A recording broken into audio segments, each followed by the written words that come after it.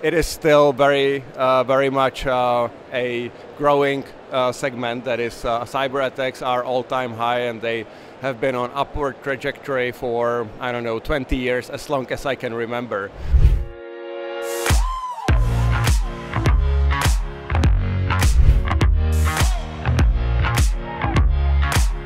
We are here at Viva to actually introduce our first digital well-being report, in which we talk about the correlation between digital freedom, that is comparing countries and looking at their digital freedom, with the likelihood of people in those countries actually getting attacked.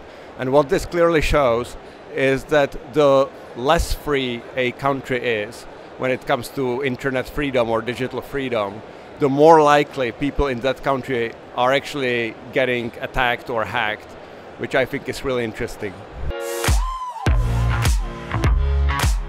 People usually, when they watch news today, they see tanks and they see bombs and they see missiles, so they see the kinetic part of the war, but in fact, behind the scenes, there is a cyber war happening as well. So both Russia and Ukraine and other parts of the world are involved in some sort of cyber attacks and in cyber espionage and other things. That is absolutely happening. Even though I think some people expected this to have much larger effects when it comes to critical infrastructure, for example. That is, some people predicted that if there was a new war, especially in Europe, it would immediately knock out the power grid, for example, because of cyber attacks, or it would immediately somehow take down news stations and radio and all mass communication, which did not happen.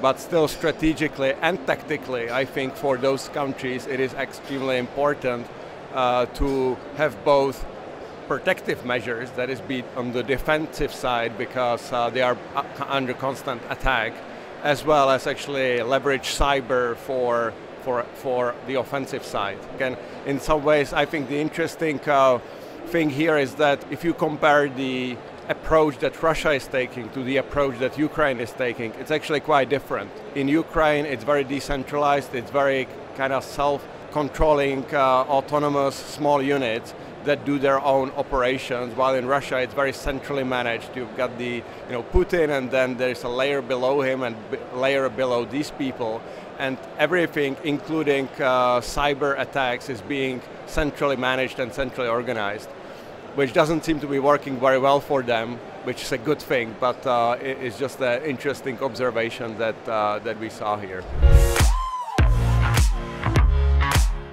It is still very much a growing segment. That is, cyber attacks are all-time high, and they have been on upward trajectory for, I don't know, 20 years, as long as I can remember.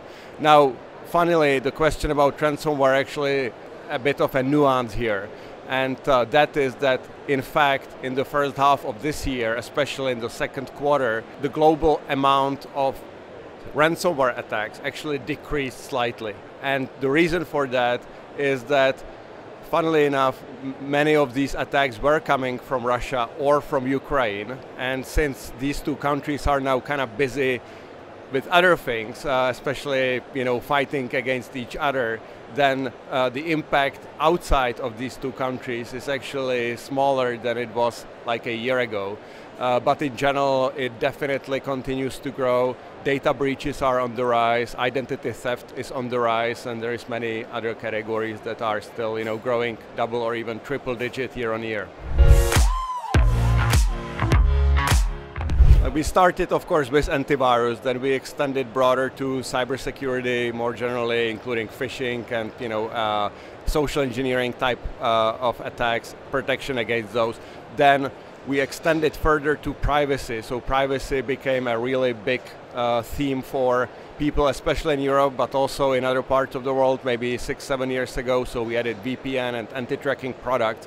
And then the next frontier for us, which we believe is hugely impactful, is digital identity. So the thing that we are seeing today on the internet, if you think about it, many of the problems of today's internet, including misinformation, including that are happening on social media, etc., is basically caused by the fact that there's a lot of bots and a lot of AI actually happening without strong authorization or authentication. There's no real humans behind these algorithms. It's just bots that are participating. So if we could create a strong enough digital identity system that would work globally, or at least in a country, then clearly that would help solve these problems both on the security side as well as on the privacy side. So the two investments that we made with Evernym and SecureKey get us closer.